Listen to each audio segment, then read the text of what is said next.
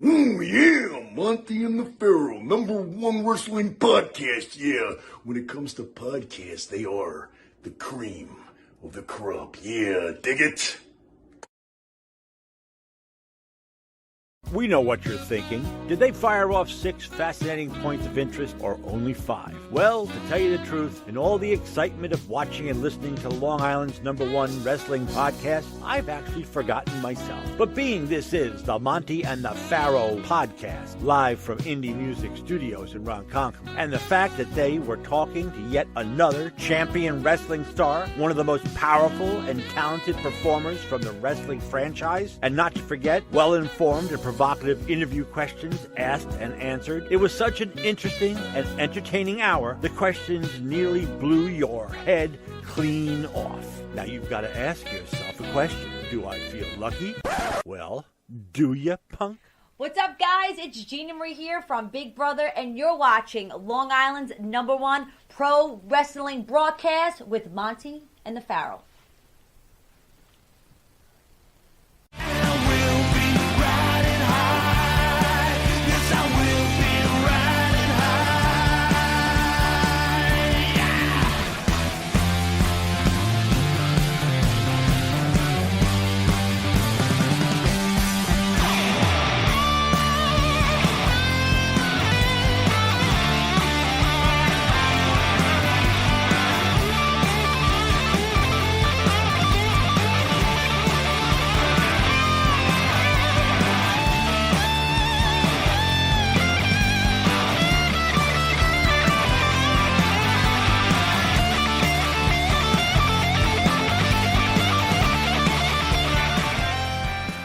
All right, welcome back to Long Island's #1 pro wrestling broadcast. Monty and the Pharaoh, only seen here out of Indie Music TV, out of Ronkonkoma, Long Island. At the board, the main man, the producer. He's no longer a secret. He is a fan favorite. Matty Ice. Matty, how are you, pal? Doing great as always. Matty is now training the young Jedi, Abe. So he's getting him ready. He's being the... Force is strong with this one. He is the forces. There we go. This may be the Luke Skywalker of producers coming up.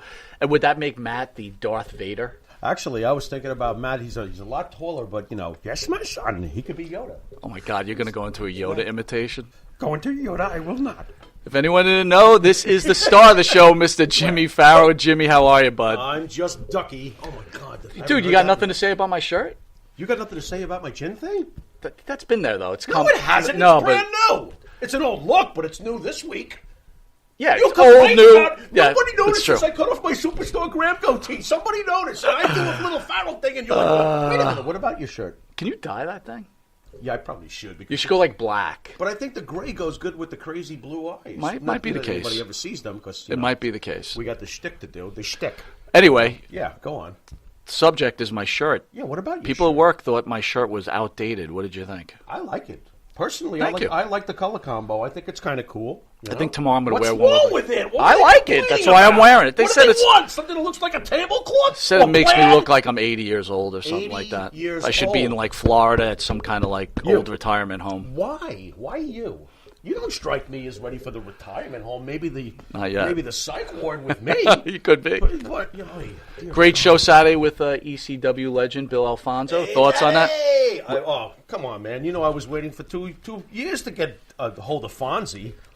Great guy. And we got big news with Bill Alfonso We in do? the upcoming weeks. Yep, Bill Alfonso will be part of the Monty and the Pharaoh show, as we'll be doing a segment. Oh, my We're just God. finalizing the deal. Wow. So Right. when I wished upon that star the other night, it worked? If that's what you wish for, I don't know. Well, I'm doing. At least I'm wishing on behalf of the show. Can you give me If that you- much? yeah, but you know You what- loser! You could have asked for $1 million. Hold on. If I had a choice between Right. Bill Alfonso doing a segment every month on Monty and the Pharaoh and Mandy Rose's ass, I would take Mandy Rose Wait a every second. time. You didn't offer me Mandy Rose's ass. Bro, you just said you wished didn't tell upon me a I could star. wish I don't for need to that. teach you. Why didn't you tell me I could wish for that? I would have gotten a serving of two.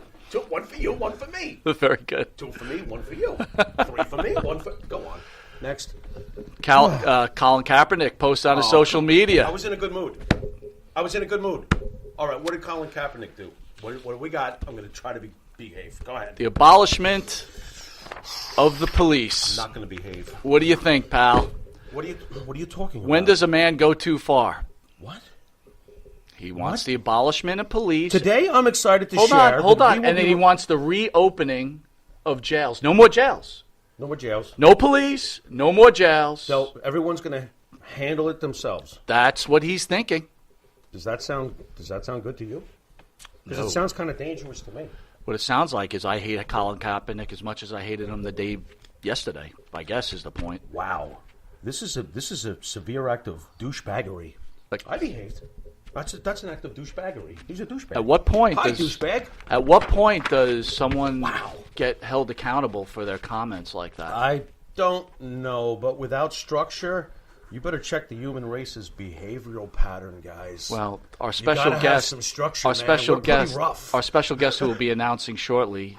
I'm going to ask him what he wants to be called. I really want to know what he thinks of that. But let's finish this off. Rock and Roll Hall of Fame inductees. What? Tina Turner was. Is this official? This is official. Tina Turner. Carol- I can't disagree. Carol King? I cannot disagree. Carol King, great songwriter. The Go-Go's. Cool. Right? Gotta go Go-Go's. No, sure. And I wasn't a huge fan at all, but yes, of course. Jay-Z. How can you not? What am I, ignorant? Jay-Z, of course. Go on. Foo Fighters. Oh, thank you, man. See, now I get excited, but that's because I'm a rock guy. Yes, absolutely. And wow. Todd Dave Grohl. Wait a Rundgren. minute. Well, Dave Grohl's in twice. yeah. Dave Grohl, genius. Well, I mean, think about that band Nirvana. You had Kurt Cobain in front, just changing the world as far as the genre, the 90s, which I know depressed you. We could get into that at some other time about how the 90s came along and depressed you with the music. But they're in the background. It's Dave Grohl. Oh, my God, what a freaking career. And who's the last one? You mean to tell me that Todd Rundgren finally got in? And he doesn't want it. He doesn't. Doesn't want it. So if I'm the Rock and Roll Hall of Wait a Fame, I minute, think he's you the kick guy his who- ass out too. Wait a minute, he's the guy who wrote "Time heals the wounds no one can see," and his wounds aren't healed. Bro, I'm not challenging the man's talent. What I'm trying to say, if you don't want to be part of something, then don't waste the nomination and get rid of him. Wow, hello, it's me. That was a great song. What's wrong with him? Wouldn't you accept this honor?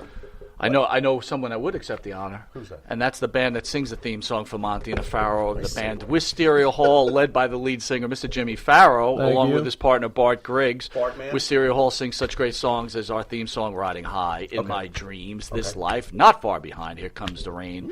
Got to tell you, dude, not just putting you over, love your band. Thank you, sir. You are this close. I'm a well-kept In secret. my opinion, you I'm are a this well-kept close. secret.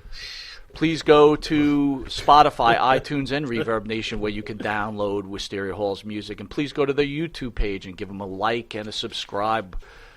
I know you would like it, You right? said load. Anyway, if you don't know it, you are watching Long Island's #1 pro wrestling broadcast, Monty and the Pharaoh. You can catch Monty and the Pharaoh on the Monty and the Pharaoh YouTube page, the Monty and Pharaoh Facebook Live page. Hear the Monty and the Pharaoh Show on iHeartRadio, Spotify, and Anchor.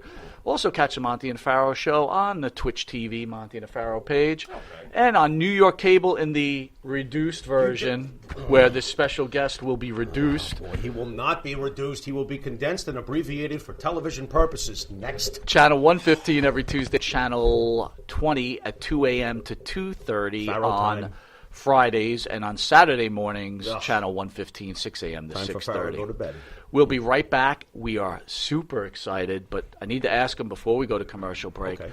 Do we call you Eugene? Do we call you Nicholas? What would you like to be How called, about sir? Nick? What do you mean, Nicholas? That doesn't matter. People call me Eugene. People call me Nick.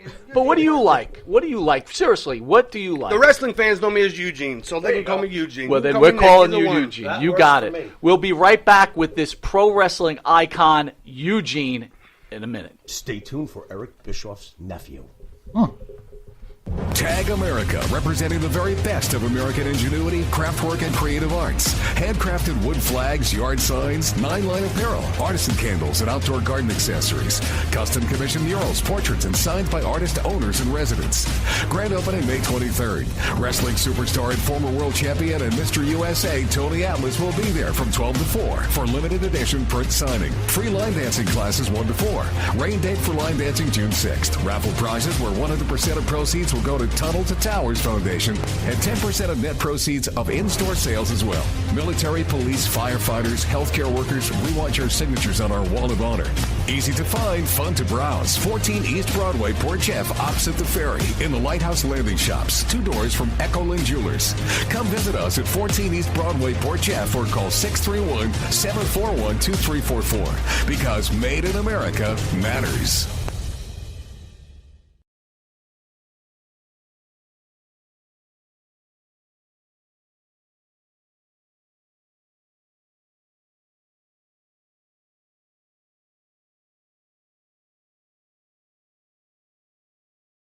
Right.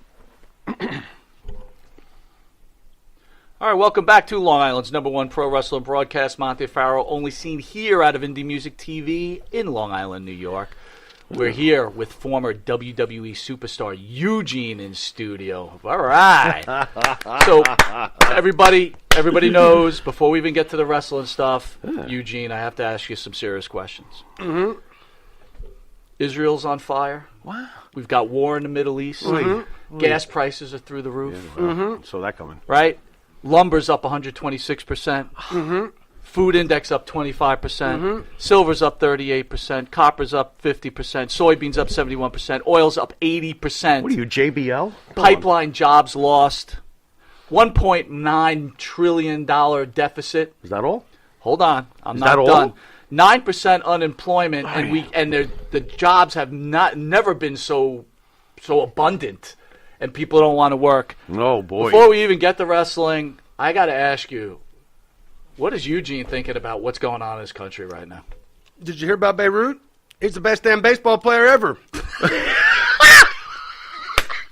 Hey, he could pitch and hit. That's right. Who can do that? Did he have an action figure, though? I don't know if they had them back You know the then. best part about having your own action figure? You get to play with yourself in public. Wait.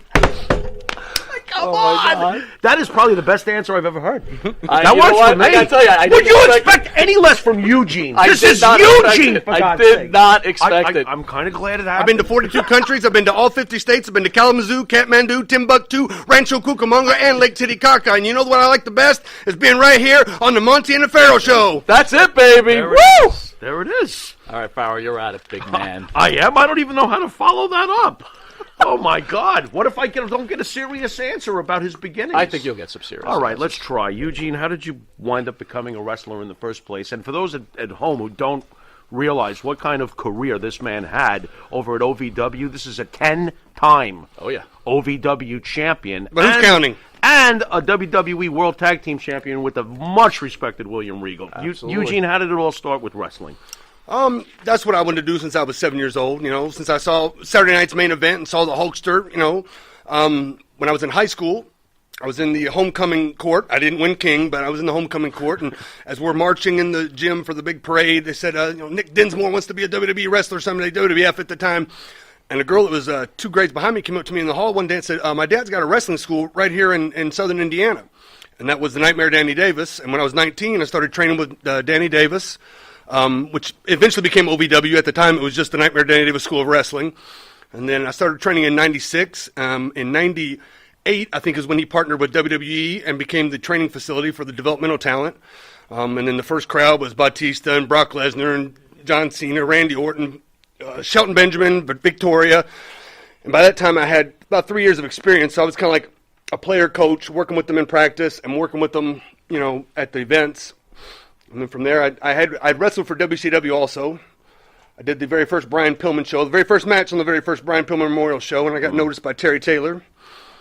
I wrestled for USWA in their last 7. Let me just stop you there real quick, Eugene. Talk about Brian Pillman, right? Dark Side of the Ring just had the thing on Brian Pillman.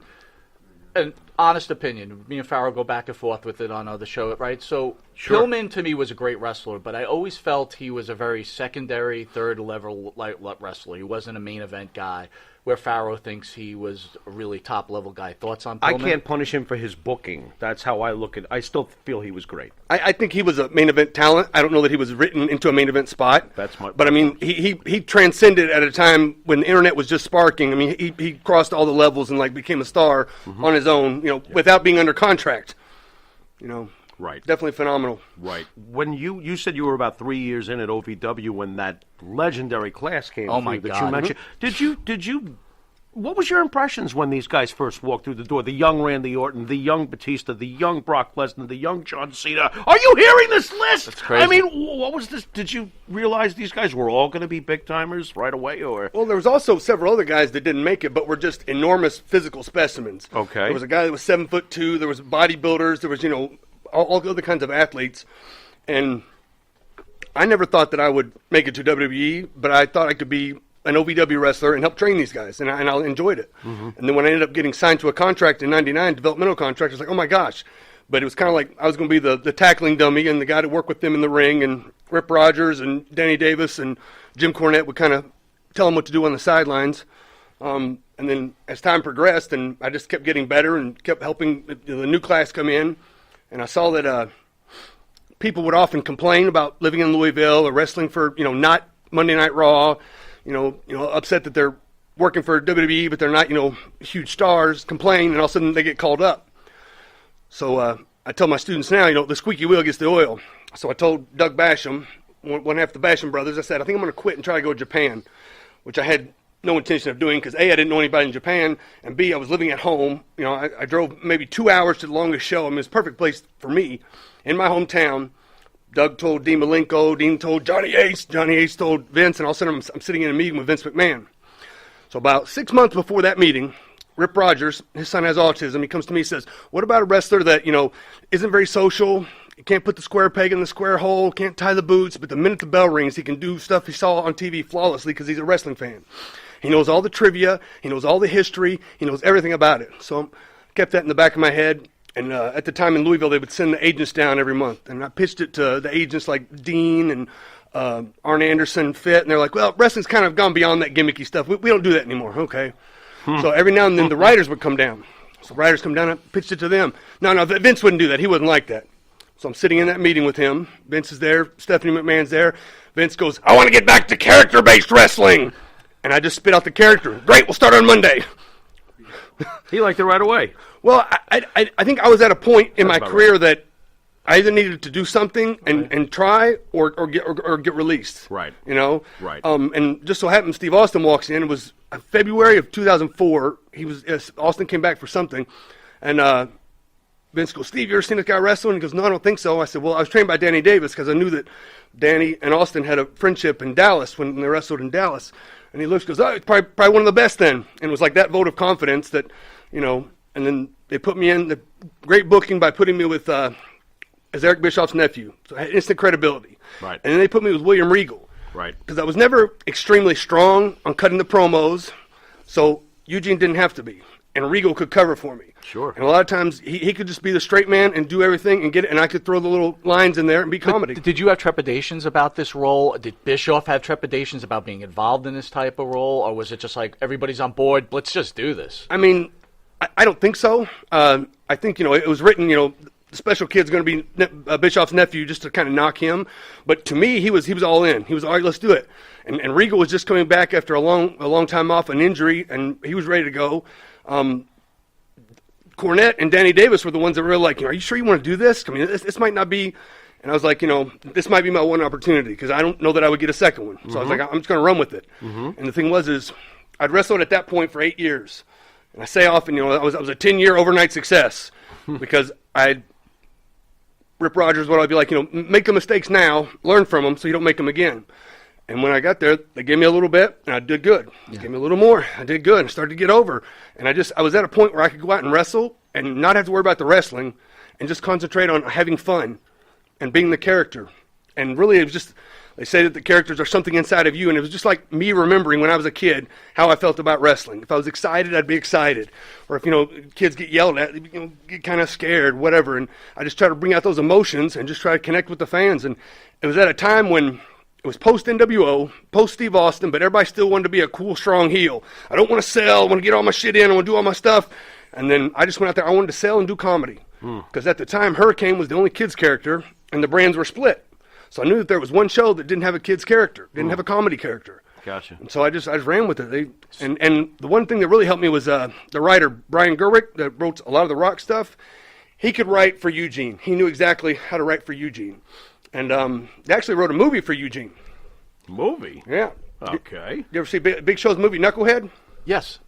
Or That was Eugene's movie? you. Yep. Holy. But I went up and got myself released before I could do any of the acting. So. What are you doing? What are you doing? Let's go back a little bit. Yep. How are your parents? Hey, Mom, Dad, I think I just want to be a wrestler. What do they say? My mom goes, you better do it because you don't want to live your life and be a wish I had. You don't want to be Awesome. 45 years old and be, damn, I wish I would have tried that when I was 19. Right. Wow. And that was just it. I just wanted to try it. And it was something where I did pretty good in a small independent company in Louisville, Kentucky, and Southern Indiana. And then when WWE came in, I got to know those guys. So when they all got called up, I knew everybody in the locker room. And it was just something where a lot of good things fell in place, and I was surrounded by a lot of good teachers. And I just, worked hard. How does it feel to achieve your dream like that? I mean, you did it. Yeah, it's amazing, right? Like I got the action figure, I got the teddy bear. I was in the ring with The Rock. I was in the ring with Hulk Hogan. I pinned Vince McMahon. Yeah. Yep. Absolutely. WrestleMania 21 is one of my favorite. I sent it to him this morning where Hogan comes to save you after those freaking Arab villains. That's right, those Arab villains. They were beating on Eugene. It was terrible. The music hits. The place goes bonkers. That's what a crazy. great moment. Oh, my God. I got to ask you, your OVW career, I find you to be very interesting as far as the internet goes. While they usually love to destroy the entertainment aspect, a lot of these internet guys, they do realize what your background was with OVW. And I find it kind of amazing. You're in a very special niche with the internet as far as the way they look at you, because those OVW days do add credence to everything, at least in their eyes. So I've always found that impressive. Being a 10-time champion down there, you worked with Jim Cornett for obviously a long time. What's your impressions on Jim Cornett? How was he towards you? And is he really like this in real life? He's so combative. You know how he could be. How was he behind the scenes for you? He can be, absolutely. Everything you see on Twitter or see of him on any video, he can be. But at the time, I was the top babyface, and I had probably the most experience of the OVW guys, and the developmental guys were coming in, and he wrote well for me. And I was on time, my ears were open, my mouth was shut. I did what I was told as best I could, and he wrote well for me. So there was four of us. It was Rob Conway, myself, Doug Basham, and Danny Basham, who was the Damager, and we were always kind of in the top tiers, working with the developmental guys that were weaving their way through, and pulling off really good, exciting TV for Louisville. And I think some of that is out there, but WWE owns all the footage now, and they never really released any of it on the network, just a little bit here and there. And it's like a lot of stuff that I wish would get released, because then people could see more of what I did then. And plus, you get those residuals. I don't know. Really? I like with the network. I don't know what we get for that. I mean, Right. if there's merchandise still out there, we give. I don't know, because we don't have a union, so we can't renegotiate those. Well, we're gonna. You know what? We're just gonna jump into it right there. So we grew up WWF guys, and we'll talk about it, but we're huge Vince McMahon guys, and we are. we're a little we're on the right, and Vince a little bit. falls in that. A little bit. There's a lot of pro wrestling experts that say out there that Vince has taken advantage of all these old-time wrestlers who now can't carry their own, and they have all these physical issues and drug issues. Your feelings, should there be full medical even for ex-wrestlers, and does Vince McMahon owe them all this for creating the WWF, RE? I go back and forth. I think at a certain point, yes, because this has become a $1 billion conglomerate, and when they brought it upon the network, I mean, they made huge amounts of money. And then when they started doing the Saudi Arabian deals, they made huge amounts of money. I mean, this is a worldwide, global, small business, because they only employ like less than 50 people. And I feel like we give everything in a time span of generally 4 years is the average career span, that then we have to go through the rest of our lives with aches and pains and injuries. If we don't get it, I mean, I wouldn't be bad for that, but wouldn't be upset with that. But I feel like it might be something that should be talked about. It should be a discussion with somebody. I don't know who it is. I don't know if it's the government and Vince. But don't you feel like if you had a union, you'd be capped out? Like, for example, someone like Dwayne Johnson wouldn't be Dwayne Johnson if he was in that union, right? Because it would just be these cap levels, right, that went on with that union. And you have this whole advantage of if you get over as Eugene, which you did, you have this huge windfall that you can get out of it. If you fail, time's up, and maybe you're doing something else. Yeah, it's definitely the opportunity. Everybody gets the same opportunity, and it's your opportunity to succeed or fail. Right. But if we destroy our bodies in the ring for this entity that has become something on its own, it feels like at some point we're all in a family, and we've contributed to the family, and it would be nice just to, as the years go by, to be taken care of a little bit, not a lot. Just like the guys that play 4 years in the NFL, they get a little pension, or a little money, just something, right? Because there's less WWE superstars throughout history than there are NFL players. There's a huge amount of NFL players, but yet they can all get a little something if they play X amount of years. I don't know. And to your point, there's a small lifespan for a pro wrestler as far as being over, right? It's not that long. The reason why I would understand, and I do understand his point of view, is I also believe that if there ever is to be some sort of correction with these sort of things, it should be judged on a case-by-case basis. His opinion is very valid. He worked for them for years, and he also worked with OVW, which was a subsidiary of theirs, which was the pre-NXT thing. He's got a right to feel this way. Stop using big words like subsidiary. Sorry, bro. I got to reevaluate my grammar. But my point being, though, is that what do you do with other guys who some of them worked for Crockett?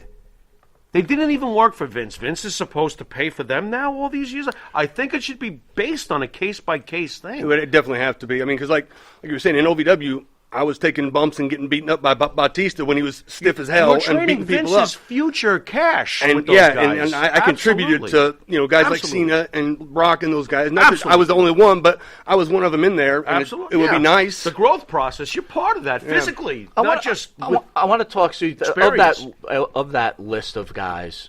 When Orton was there, how did you feel about Orton? Did you feel like, oh, this is bullshit, this guy's coming off a cowboy? Was he ahead of the rest of them, that class, though, as far as a wrestler when he first got there? He had to be. Or better yet, did you feel as a guy who made, you worked your ass off, and here comes Randy Orton, Ace's son, and he's walking right in there. I mean, what's your thoughts there? I love Randy, and I did at the time because that was somebody that I could wrestle with. All of them, each guy, I could figure out what are their strengths, and let's play to their strengths. Let's hide their weaknesses, and let's have good matches with everybody. Well, you did a great job with Leviathan at the time. Yeah, I mean, I worked with him, and I knew what he did well, and we just kept it in those parameters. Was he somewhat dangerous in the early days as far as No, he wasn't dangerous. He was just rugged and just stiff, and it's like, I mean, he wasn't dangerous, and he never hurt me, but those guys stole forearms with all that muscle behind it, and if they don't hit it exactly right, it's going to a little hurt. Not knowing what you know now of that list, who did you pick to come out as the cream of the crop? Nice.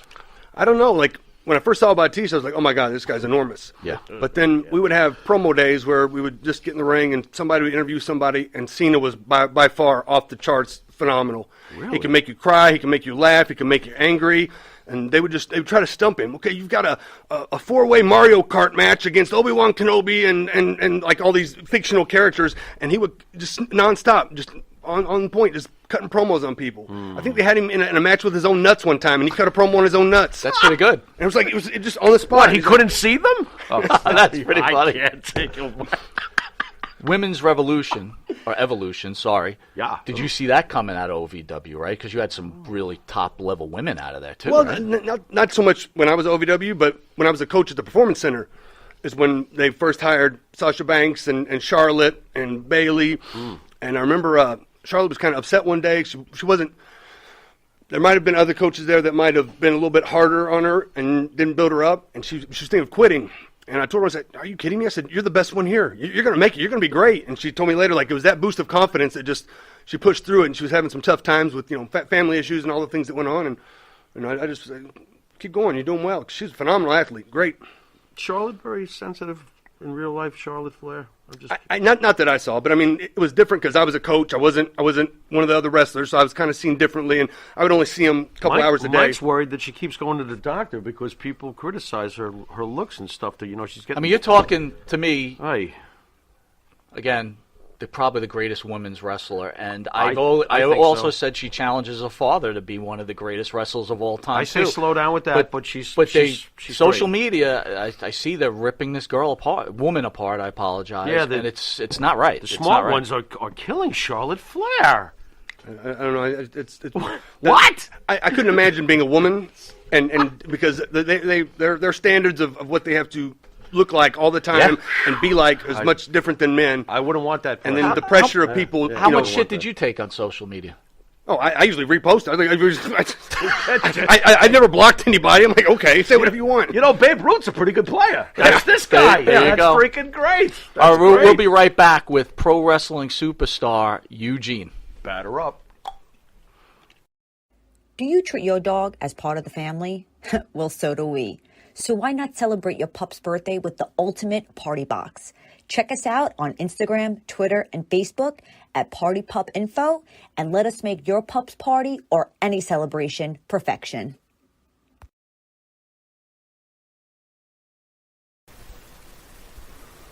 M&J Video Games and Collectibles. Sport and non-sport cards, wrestling items, autographed items. We buy, sell, and trade. M&J Video Games and Collectibles, located at 1049 Queen Street, Southington, Connecticut.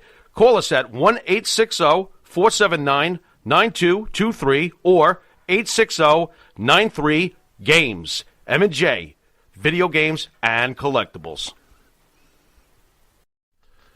You want to star in your own success? Call QuickCast. www.quickcast.com. 866-7-CAST-NOW. That's 866-7-CAST-NOW. QuickCast. Start your own success. All right, welcome back to Long Island's number one pro wrestling broadcast, Monty DeFaro, only seen here out of Indie Music TV. We are honored, privileged, humble to have former WWE superstar, former OVW superstar, just what an incredible wrestler, Eugene.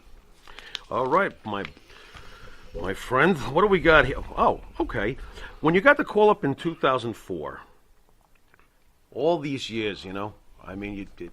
Well, you said you were about 8 years in when you got there. You get the call, and you walk into that office, and there he is, the George Steinbrenner of pro wrestling, because we're Yankee fans. But there he is, man, the fearless leader. What was it like to meet Vince McMahon? What is he like? I mean, I was intimidated, but you know, I mouth shut. How you doing, sir? Nice to meet you. And he just asked me, "You got any ideas of what you want to do?" And that's when, without thinking, I just spit out that idea of, you know, the character that might not be very social, can't tie his shoes, and him and Stephanie kind of went back and forth on, well, we could do this, and that'd be funny, you know, and just kind of some little ideas, and he liked it. And like I said, it was a time where I really needed to either put up or shut up, and I didn't think they thought I would succeed. I thought they were, okay, we'll give this guy a chance, and it'll fizzle out, and then that'll be it. Right. But I remember before I was on TV, I wrestled Lance Cade, and it was in St. Louis. It was during the Final Four, so it was like an afternoon show.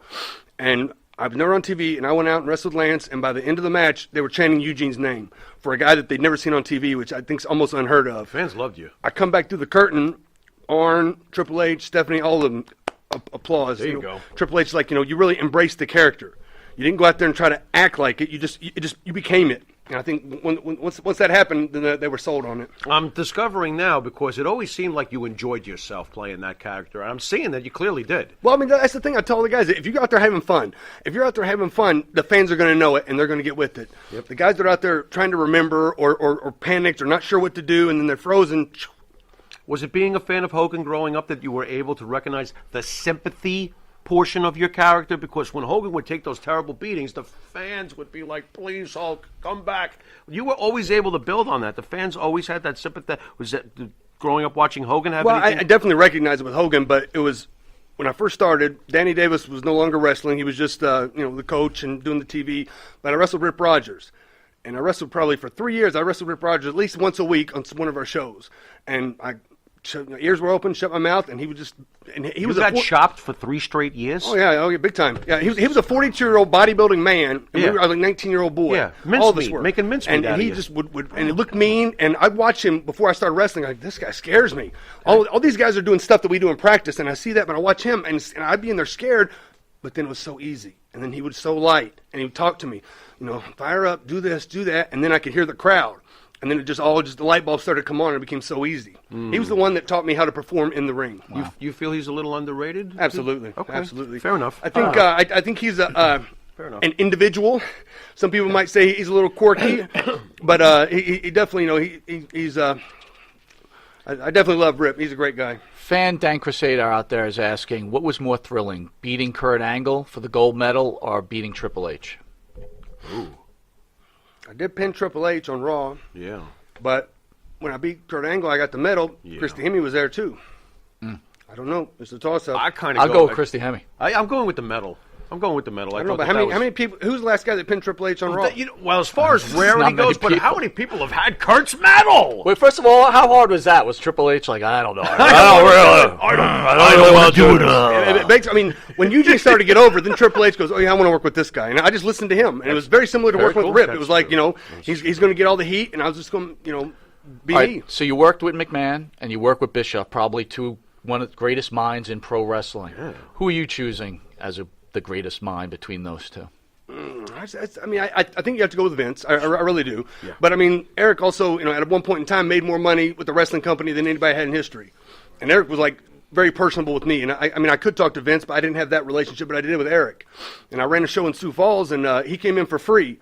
And we made a donation to a local charity there. And he came in, and we did the musical chairs, and he was on the show for me. So it was really awesome. That's great.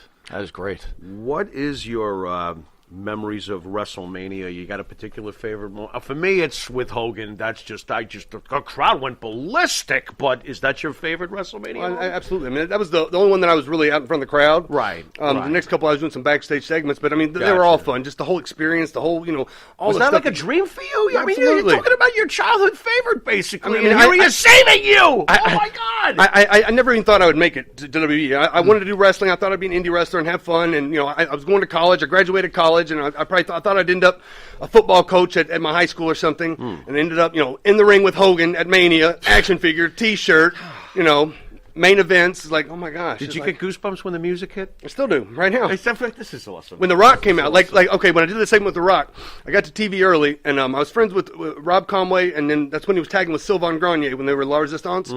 Sylvain knew Pat Patterson, so he comes up to me early in the day. We were in San Diego. He goes, they got this good thing for you, and they're either going to bring in The Rock or they're going to use Rhino.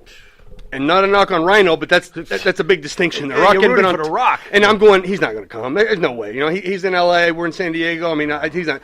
And then he shows up, and we start going through the segments. And I had, I think, 6 segments on Raw that day. And one of them was the one in the ring. And we did the whole walkthrough beforehand. He doing all the spiel. Here's your line. I missed it backstage. Okay, so I had to go run around and do some other stuff, and I come back. I missed it backstage again. Missed it.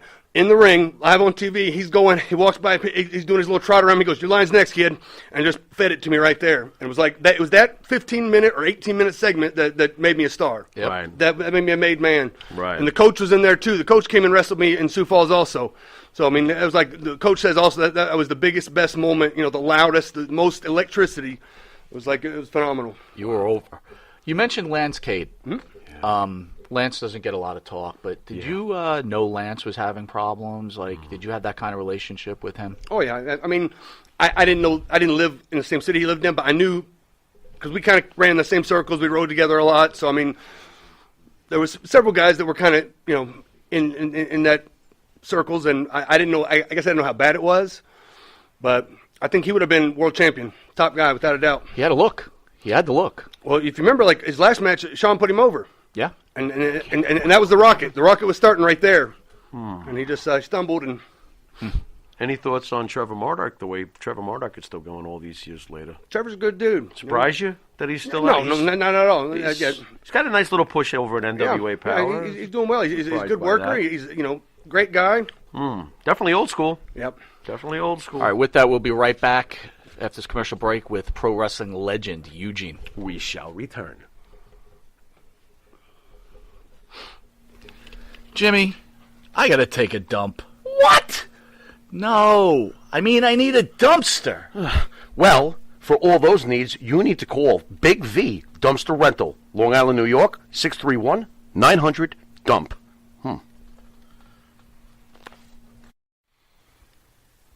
The Monty and the Pharaoh Show is brought to you by... Because wine is your second favorite four-letter word. California wine, New York attitude. Good fucking wine. Yeah. In the mood for a freshly roasted cup of coffee? www.offtherailscoffeeroasters.com.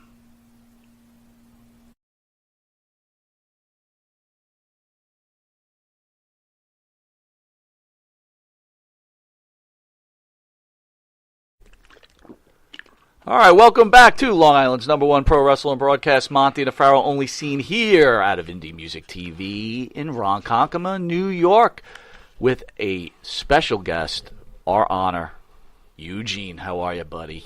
There he is. Look, LTD, living the dream. Bro, you are in great shape, by the way. I'm trying. What are you doing? What are you doing? I train pro wrestlers in Sioux Falls and Midwest All Pro Wrestling. There you go. You guys got fast food joints over there? There are some, yeah. So you stay away from those. I choose to cook. So there you go. Okay. Where's Ronkonkoma for? What's the name of the city? Ronkonkoma. Where does that come from? So Long Island Indian has a based. bunch of towns Indian-based are name. all Indian-based, right? Yeah, we're very Indian. So everything, Long Island. See, one thing about New York kinda is cool. you have the water, you have anything you want here Yeah. on Long Island, right? Yeah. Anything you want Yeah. is on Long Island. The only problem is it costs so much money to live out here. It's utterly ridiculous. it's And it takes forever to go anywhere. It's damn insane. My It's, goodness. we got 8 pounds of shit in a 2-pound bag out here. How long did it take you? You came in from New Jersey. How long did it take From you to Newark, I drive through think here? it took us like 2.5 hours to go. I don't know how many miles it is, but it's not 2.5 hours worth. Yeah, Oh, my bring your God, shaving man. kit. It's going to be a while. Yep, absolutely. We're so used to it, though, here. So, as you mentioned before, you work with so many greats. Yeah. We always talk about this. John Cena, we feel, is the last great pro wrestling superstar. Seems to be. Period. On that huge level, seems to be. How was John Cena? Was he a good guy? Oh, absolutely. Love him to death. We became friends when he was in OVW. And then when I started on the road, he was on SmackDown. But then when he moved to Raw, when I first started on the road, I rode with Regal and Tajiri. And it was like Barnum and Bailey Circus on wheels. And then when Jerry. Regal got Tajiri went back to Japan, I Regal love went to Tajiri. SmackDown, Cena came to Raw, and I would ride with Cena. And I mean, without a doubt, awesome guy. We got pulled over one time, and the police officer pulled us over because he had his kid with him to meet John Cena. And I saw people come out of, raining in an intersection, get out of their car in the intersection to take a picture. And he would do it without a doubt. Get out and I mean, he'd get in the car and go, "That guy's an idiot," but he's like, but for the kids, absolutely. And whatever, over 500 Make-A-Wishes and the most requested Make-A-Wish person of all time. That's a difficult thing to do, and he just embraces it. It's not easy to say this, but I have to ask you: is there some truth that he's killed a few careers behind the scenes, like Ryback, who loves to squawk about it? Any truth to those things, or in the past when somebody was dating one of his girls, he got rid of them? And I mean, is there some of that? Because I've seen all the rumors, but I never saw it with him. Okay, I can't say that it's not true, but I can't confirm it. Interesting. So I can tell. I'm sure you could tell. Yeah. You're a good guy. You Oh, can yeah. just tell Yeah, you're a good he's human cool. being, which is very cool. Yeah.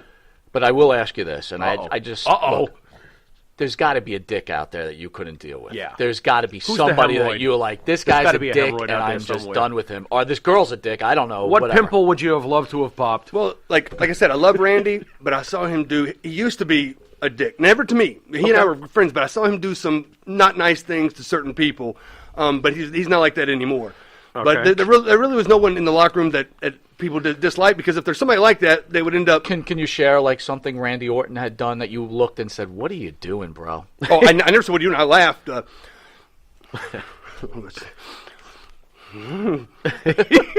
So we went to Nashville. We wrestled. 50,000 people here. Yeah, this, just but it's okay. 50,000. Yeah. There was a young lady that came to the matches, and afterwards we ran by her house, and she ran to the bathroom. So she had a Mountain Dew bottle, and Randy put it somewhere, and then she came back, and the whole time she's like, and then finally. Wait, hold on. Back it up. So every time she's reaching, is everybody like, like this, like this, and then she just takes a big swig. All right, let's go. "Oh my God!" He had fluids in his head. He had fluids in his head. He had to go. He went instead. Oh my How about God. him shitting in people's gear bags?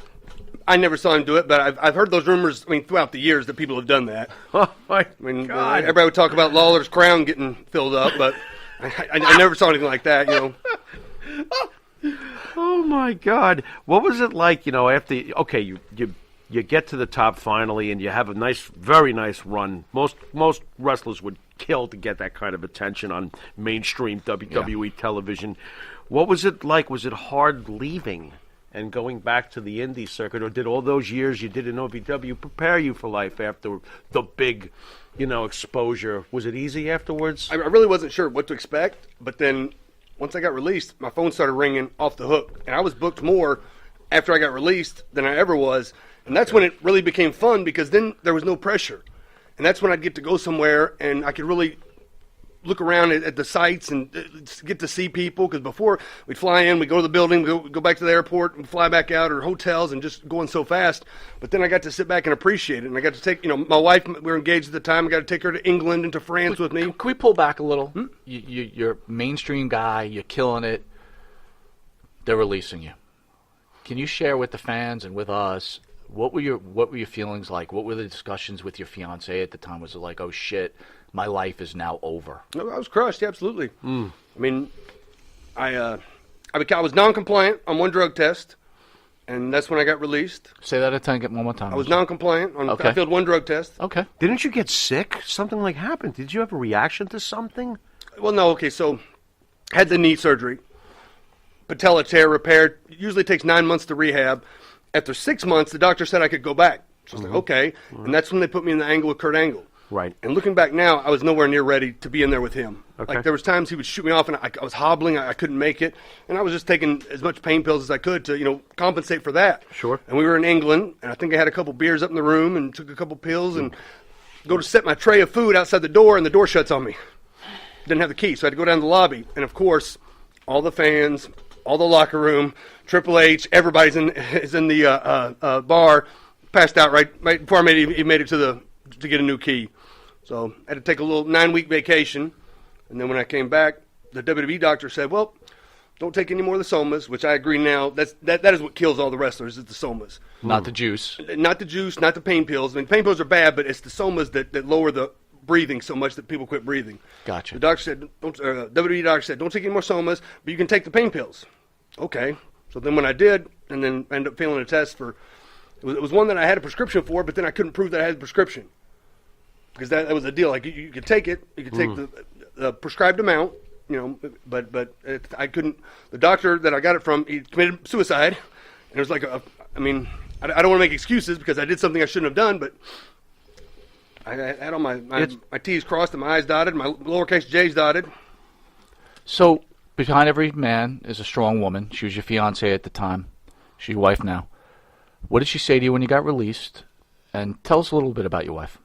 Oh, so when I first started touring, I met her in 2004 in Sioux Falls. September 28th, 2004 is a Friday. Regal and I were doing a media day, and I met her, and she was on TV in Sioux Falls. So I went on her TV show. She had a country music television show. Regal and I did, and that was it. We exchanged numbers, and we had a long-distance relationship for about 2 years. But in Sioux Falls, like anywhere in the world, it's Eugene and Mrs. Eugene. In Sioux Falls, it's Stephanie and her husband. Because Right. she's more popular in Sioux Falls than I am, because everybody knew her from TV. Mm-hmm. And she was quite upset, but she definitely stood by me, and and we're gonna keep plunging through. She stood, she awesome. When she pisses you off, do you just break into the Eugene gimmick? That would Just to you can get out of get her anything off your doing ass, that. you just break into the Eugene. Yeah, She's like, you can just be cute and wave, and you can get out of anything. She didn't find it cute anymore. Oh, she's man. like, can you shut up? So it has a shelf life at home, huh? That's it, huh? Like the gimmick's over? I would have kept trying to do it till the end of time, You can only pull that out so many times, right? Yeah, I guess so. All right, we'll be back with pro wrestling superstar Eugene after this break. You need a body shop? You need engine repair? Auto Excellence, Collision Specialists, 631-261-6420. That's 631-261-6420. Auto Excellence. And Nitro's Garage for all your automotive needs. Call 646-675-2349. That's 646-675-2349. For all your automotive needs, Nitro's Garage. Ask for Jack. Elm Logistics for all your logistic needs. Call 631-299-3595. That's 631-299-3595. Elm Global Logistics. Pride, performance, and partnerships.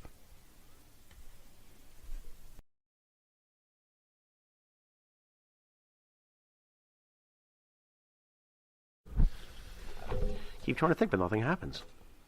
All right, welcome back to Long Island's #1 pro wrestling broadcast. Monty and Farrell, only seen here out of Indie Music TV. It was a special Thursday show with pro wrestling legend. And you know what's scary? What? He's younger than us, and he's a pro wrestling legend. He is younger than us. I'm fucking like, He's I'm like in the pissed off. Mike Knox Club. You know, I'm not too many people come in here that are young. I really don't want younger guys in. I do. Really? Absolutely. It keeps us young. You feed off it like Derrick Rose is feeding off the playoff-bound New York Knicks. I know. You don't care. They're out in the first round. I know. Thank you. Let's move By the way, on. Phil, thank you for the bits, baby. Thank you for the bits, my friend. For the bits. Eugene, let's go, man. What is wrong with today's wrestling in Eugene's opinion? I don't know. I mean, for Come me, on.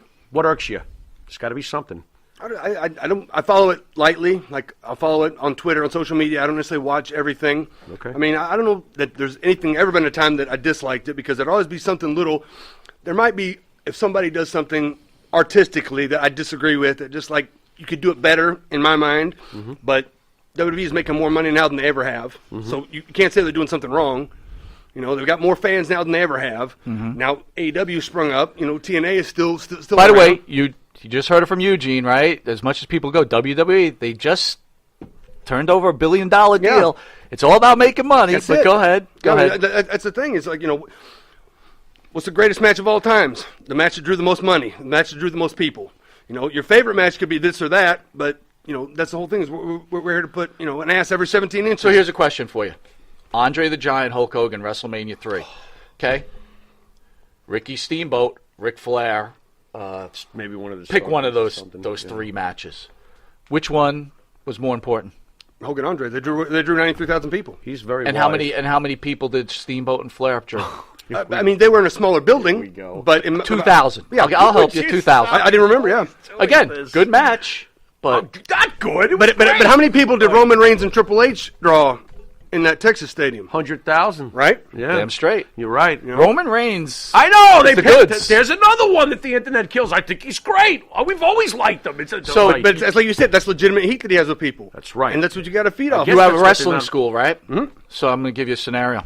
Kid comes in here, slick back hair, sunglasses, blue jeans. Oh, no. Blue jean jacket. Oh, no. T-shirt. Yeah, but where are his hands? Hands in his pockets. Ah. And you're like, hey, kid, show me what you got. And he goes, well, here's my first move. I'm going to lightly kick you in the shins.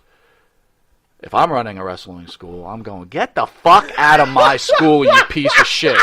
What would Eugene do? Well, after I took his money, I would, you know... if he was over with the fans, right, then I would say, well, you know, somebody out there likes this. Right. It might not be my cup of tea. Right. And if I got in the ring with him, I mean, it wouldn't. I wouldn't play patty cakes. It would it'd be a little bit, you know. I would try to make the best out of what he was good at. You know, try to accentuate his strengths and try to limit his weaknesses. How do you come back off a gimmick like that? You can't, in my opinion. Your gimmick was someone with special needs but knew how to wrestle, big dude, right? Special needs. This dude's like, I don't know how you can recover from this, how you can be taken seriously. When AEW starts going out in the open market with fans, I don't think Orange Cassidy is bringing in 100,000 fans. But he might not be the guy that's meant to bring in 100,000 fans. True. He might be the opening comedy act. This is what Eugene was. Oh, I think they have more planned for him than that. But of all the wrestlers who could understand why a shtick, while it might not be traditional, I'm sure you can understand that if you saw Orange Cassidy's gimmick, you're like, hey, like you said, if you're over, you're over. And I mean, I don't know that AEW's been around long enough to know, but WWE, they can make anything right. They took the mask off of Kane and made it believable. Yeah, you know what I mean? They can write anything if they really want to. They can make anything right. You know, so I mean, it's able in the wrestling world because we're in a phony, baloney, make believe world. We're doing oiled up pretend fighting in our underwear against other men. We can't take it too seriously. Right. But is that what's wrong? You know, you should ask this question. We were just talking about that, right? Us growing up, right? We knew wrestling wasn't real, but I will tell you, going to Madison Square Garden, Snooker Morocco, I had a friend, and I'm like, it's fake. That guy got so pissed off at me. Because we grew up in the pre-wrestling is fake, the kayfabe thing had not been ruined yet. The generation today that's in their 25, 30 years old, they're the first post-kayfabe being obliterated generation. They don't look at wrestling the same way we did. There was a sense of realism. It was like, I know wrestling's fake, but this one time, I saw this guy really hit. He was really mad. Thank you. And that's what you wanted. That's how you hooked him. Now that we say it's entertainment, okay, well, let's do entertainment. Right. Hey, we're 50 now. But back in the day, we were 30, and with McMahon towards Austin, it goes, "You ruined it." I'm like, "Oh shit, this is real." Oh, that whole this Tyson, is real. The whole Tyson every now and then, you can still hook the people.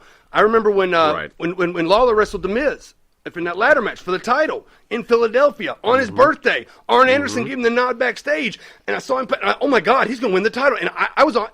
I grew up in Louisville. I watched Lawler every week. I was a Lawler fan. And then that Michael Cole came in, and that was the last time that wrestling got me. But I loved it. I loved it. And then he died on TV. Yeah. My God. And they brought him back. But when does it get too far when a guy like Orange Cassidy is, wrestling in his pocket, has his hands in his pocket, someone's got him in a full Nelson, his hands in the pocket, and when he's reaching down, he breaks a full Nelson, and we got a legend like Jim Ross selling this on the microphone. You know what Brock Lesnar would do to him week one. If Vince that's signed him, that's what used to be done. He'd obliterate that gimmick. Yeah, that's what used to be done. He'd put his hands in his pockets, and Lesnar would just break him in half, and that would be the end of that. Yeah. That's what Vince But like does. you said, it's entertainment now. Right. Right. And with the... I'll probably get heat for this, but the Snowflake Society, it's a different mentality. Yes. And I see it, and I don't necessarily like it or follow it, but if the fans like it, I feel like that's the direction that we can, pursue. Right. What works, works. Are you amazed that, look, the WWE fans have not seen Eugene, in 14 years for the most part. Are you amazed that 2-year window has given you so much joy in the post-career now? I mean, this is freaking awesome for you, right? Absolutely. Those 2 years. It was that 15 minutes with The Rock that made me, that's then allowed me to do wrestling, which is what I wanted to do my entire life. It allowed me to travel around the world still. I have my own wrestling company. I'm still running shows. I'm in the ring every week, so it's phenomenal. What was your favorite match of all time, and what do you consider the greatest match of all time? Oh. Like I said, the greatest match of all time was probably the ones that drew the most people or the most money. They said Ric Flair against Antonio Inoki in North Korea drew 200,000 people. Right. I don't know what the truth is. I don't know if those people were forced to go, but still, that's a huge audience. Right. My favorite matches were Dynamite Kid against Tiger Mask. Okay. I watched wrestling, and when I saw that, I was like, oh my gosh, this is the best stuff I've ever seen. Yeah. And I'll tell guys, like, sometimes those guys could only have those type matches with each other. You see Tiger Mask against somebody else, it was a little bit of that, or Dynamite against somebody else, but it wasn't those two together. A couple years later, it was Johnny Storm and Jody Fleisch in England. These guys were having phenomenal matches, but they could only do it with each other. And then was the English kid, and he wrestled Ricochet in Japan. Ospreay and Ricochet. Oh, Will Ospreay. Phenomenal matches, but again, they wrestle somebody else. They can't do that. And I try to say, accentuate your opponent's strengths and make the match. Don't go out there and try to get your stuff over. Get his stuff over. And that's how you get the match Is something lost, though, when a wrestler is 150 pounds compared to a guy like you at 230 and 240 and guys at 300? Is there something lost in translation at a point where wrestling isn't being taken as seriously by fans either? Or are we just old school? I don't know, because, again, WWE's making more money than they ever have. And it's our job to make my opponent look plausible. One of the first live event matches I had was against A-Train. Eugene against A-Train. And Eugene was just running around doing comedy, and A-Train was taking me lightly, and I think he ripped the buckle off, and he charged and missed, and he hit the metal buckle and fell down. And I sat on his chest crying because he tore up my bear. And I counted 1, 2, 3. I sat down. I accidentally stumbled and sat down on him. And it was his idea. It was like, he made it believable. It's hilarious. All right, we're going to bounce back to this one.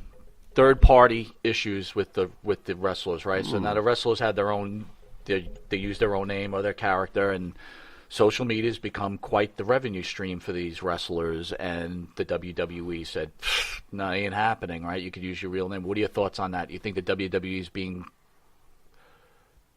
too controlling? Yeah, maybe. Better Well, word. Thank you. if it's the name that you have on TV, not your real name, but if it's the name that you've signed, the intellectual property of Eugene that I signed off to WWE, I see where they have a legal standing. But if you're using your own name, I don't think there's any way that they could stop you. And I think that's a little bit of overreach and trying to keep everybody. But again, if we had a union, they could say, hey, this is separate. This is what they get. I don't know. I don't believe it's right that somebody, your social media is your social media. If I'm going to go do the WWE social media and go be on the .com and go talk on their Twitter, that's theirs. So, but don't you think that if you had a union, back to the union thing, that the WWE would go, okay, well, that's part of the deal. But guess what? We get 50% of that because we're the one doing all your marketing for you. And so if you go on as Tom Jones, 6%. You get 6%. I did when these were out.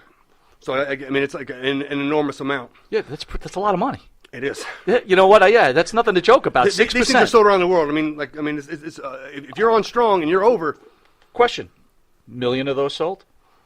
I don't know how many, but I mean. Well, you got to know. You get a check, right? Yeah, I had one. Well, now he has check to go home. It was like more than I ever made in my entire life. It was like, oh my god. Right. It's like, oh, look at Right. this, bang bang. Did you drive around with that thing for weeks, looking at it, going, "I have an action figure of myself"? Absolutely. Yeah. I'd be marking out all over the place. Monty and the Pharaoh action figures with kung fu grip. There you go. I had to go to L.A. and get in the machine, right, where they scan you and like Oh. it's you. So it's like Cool. really cool. All right, Eugene, we're going to hit you with something we call the Pharaoh's Final Question, which is where the star of the show, Jimmy Pharaoh, is going to hit you with a question straight from that head of his. Oh, great. More than likely, it's going to be some kind of pro wrestling question. What do you want me to ask him? Eugene, why is water wet? What? Quantum physics. Go. There you go. Unbelievable. I'm not sure. Wait a minute. Did he even answer this? I'll ask him now. What is your absolutely favorite match in your entire career? Like He mine did. or like in wrestling? He You did know? already. He can't use that one. He said Tiger Mask. Yeah, Tiger Mask and Dynamite, the series they had. No. Your own match. His Not own match. watching all right, Tiger sorry. Mask spin around Sorry. the ropes and do all that cool shit in '82. What's your favorite match that you experienced in the ring? I don't know. I wrestled so many matches against Rob Conway and Doug Basham in small towns around Kentucky that were so much fun. I wrestled Rip Rogers all over the place. I wrestled Triple H. Like I said, I was in the ring with The Rock, in the ring with Hogan, Penn McMahon. I mean, the whole career was like a dream come McMahon. true. So I don't know that there's... Wait a minute. You beat Vince and Shane, didn't you? That's right. It was a handicap match. Dude, he beat I both of them. But I do know the greatest day of my career. And that was September 28, 2004, the day I met my wife. There you go. Look at that. Right there. How much did they pay you to shave your head? What? When Vince shaved your head? How much did they pay you? Did they give you extra cash for that one? Yeah, it was a little bit, yeah. Yeah, good for you. Yeah, but they shaved Bischoff's head too, I think. Yep. Yeah, you got him too. Well, he wanted to do it, and then I remember wanted to do it. when Trump and Vince were building the angle for the shave the head, and I started thinking, I said, well, generally they're going to shave somebody's head to show, so what babyface has the most sympathy? Probably Shawn. They're not going to shave his head. Oh, God, I'm the next one, aren't I? Years later, who would have Years known? later, look at Shawn. Go on. and then the writers are calling me, and they're like stammering, like, we got to, it would be okay if maybe you thought about, sure, yeah, it's fine. They should have made the hard bald kid. Just pay me. This is All right. the hard bald kid. Eugene, I want to thank you for joining our show. Thank you, guys. What an honor. Where can fans see you this upcoming weekend? Do you have a list or anything? Do you know where you're going? ESS has got it, man. I'm just on tour. I'm on the road with ESS because he's the best. He is But the I'm best. sure you can find Eugene on Twitter at Eugene Dinsmore. And then my pro wrestling company is Midwest All Pro Wrestling. Google that, and you'll see all the action we're doing. I like the YouTube. I got my own YouTube, Nick Dinsmore page, channel, and then the Midwest All Pro channel, and I'm making stars, making towns. Go to that Nick Densmore YouTube page. Hit like, hit subscribe. More subscribers, the better. You've been watching Long Island's #1 pro wrestling broadcast, Monty and the Pharaoh. Upcoming shows next Thursday.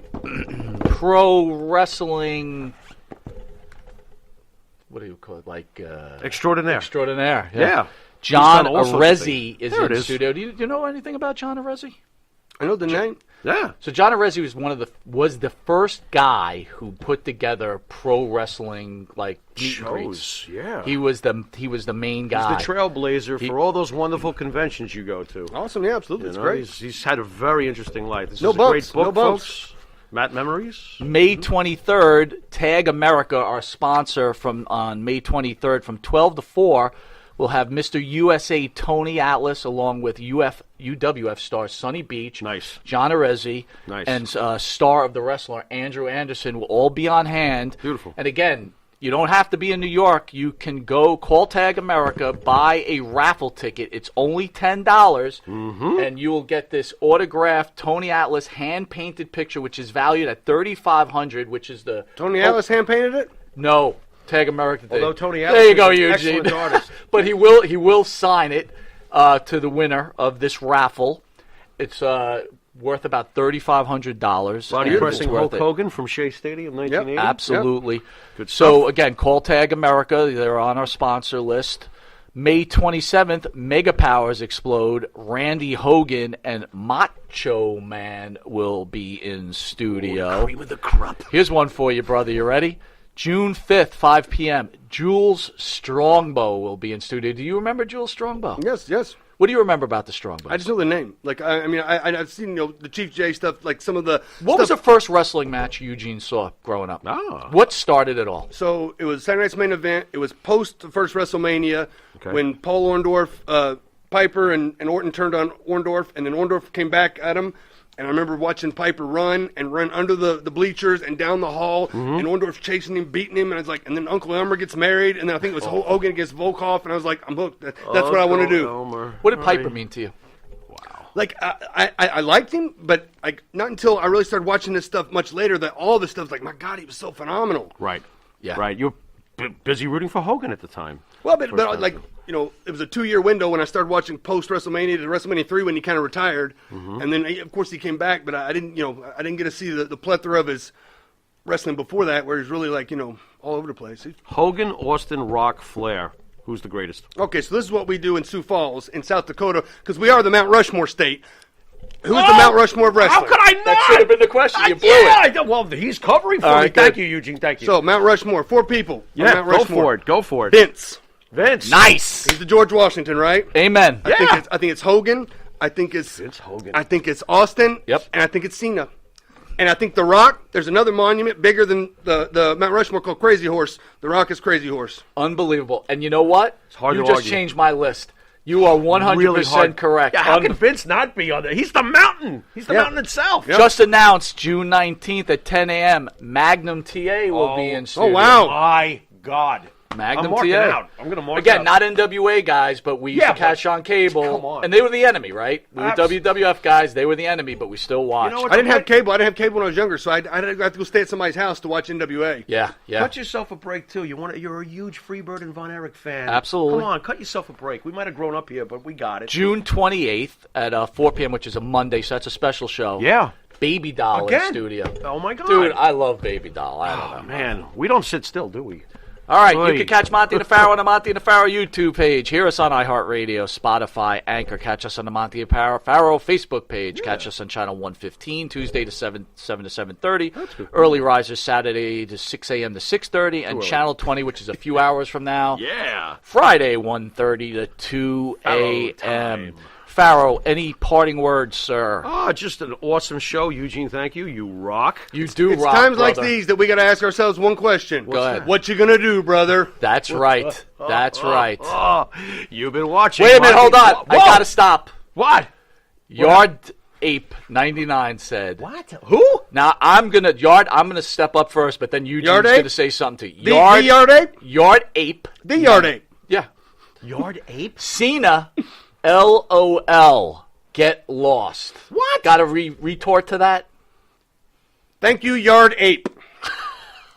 I'm gonna step up for that. Yard Ape, we love you here. You're a great guy, but guess what? You're wrong. Cena is on the Mount Rushmore. How we can't put him on the Mount Rushmore, my friend? I'm sorry. If you hate the guy, that's all well and good. Right. You can't reject the fact that he is Cena one of the Rock greatest. won, drew more money than any other match in history, correct? Amen, sir. That's it right there. Yep. And Orange Cassidy against whoever has drawn shit. With that, parting words. Orange Cassidy, never heard of her. Thank you. Exactly.